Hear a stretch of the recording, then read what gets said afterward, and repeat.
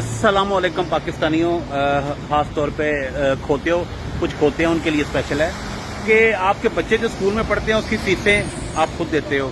आपके घर में सिक्योरिटी के लिए आप चौकीदार खुद रखते हो। आपकी गली नाली टूट जाए तो आप उसको खुद ठीक करवाते हो। आप अस्पताल में जाते हो तो अपना बिल खुद देते हो। अपने बच्चों को प्राइवेट स्कूलों में इसलिए पढ़ाते हो ताकि उनकी तालीम अच्छी हो सके, क्योंकि स्कूलों के खर्चे जो वो नहीं देते।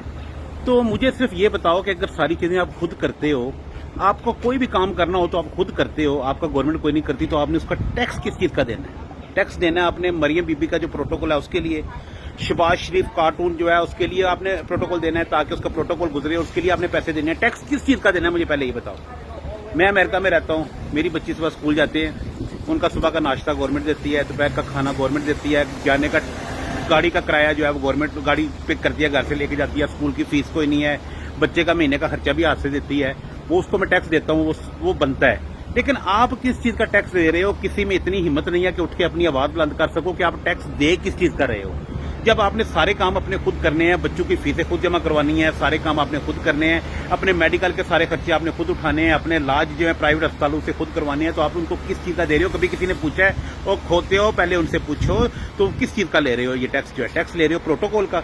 जो ये खुसरा जो है वो वज़ीर ख़ारजा हमारा वो बाहर जाता है, उसके सफ़र के जो पैसे हैं वो आप लोग देते हो। वो क्यों देते हो? किस लिए? वो आपके लिए क्या कर रहा है? मेरे लिए तो ये गवर्नमेंट कुछ कर रही है, इसलिए इनको मैं हर महीने टैक्स देता हूँ, हर तनख्वाह में से टैक्स देता हूँ, क्योंकि ये मेरे सारे काम करती है। मेरे बच्चों का मुझे मसला ही कोई नहीं है। आप तो उतनी स्कूल की फीस नहीं है जितनी आपके स्कूल के बच्चों की बस की फीस होगी। आपके बच्चे स्कूल पे बस पे जाते हैं, उसका भी आप महफूज नहीं हो। आप चौकीदार रखते हो, उसके पैसे भी आप खुद देते हो। तो खुदा दा खौफ करो, नाली पक्की करवाने कभी आपके मोहल्ले में कोई टूटी लगवा दे, आप उसको सारे वोट दे देते हो। इनसे पूछो आप आपके लिए कर क्या रहे हैं। वो एक कुछ शक्ल से इस्तेमाल करो, कोई थोड़ा सा दिमाग इस्तेमाल करो। आपसे लेके क्या कर रहे हैं ये पहले ये बताएं। अपनी याशियां कर रहे हैं, सारा पैसा बाहर भिजवा रहे हैं। आप लोगों को इसी तरह लित्र मारते रहेंगे, लित्र खाते रहोगे। बोलने की हिम्मत पैदा करो, बोलो।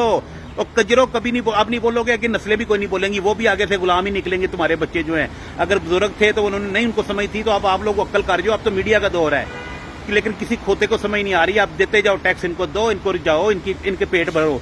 इनके कारोबार में कभी फर्क पड़ा है? इनके कारोबार में कभी नवाज शरीफ का कारोबार घाटे में गया है? लेकिन तुम्हारी सारी मिलने से लेकर तो पीआईए तक तो हर चीज जो है वो घाटों में जा रही है। इनके कभी कारोबार पूछ के देखो, इनकी शुगर मिलें कभी घाटे में गई हैं?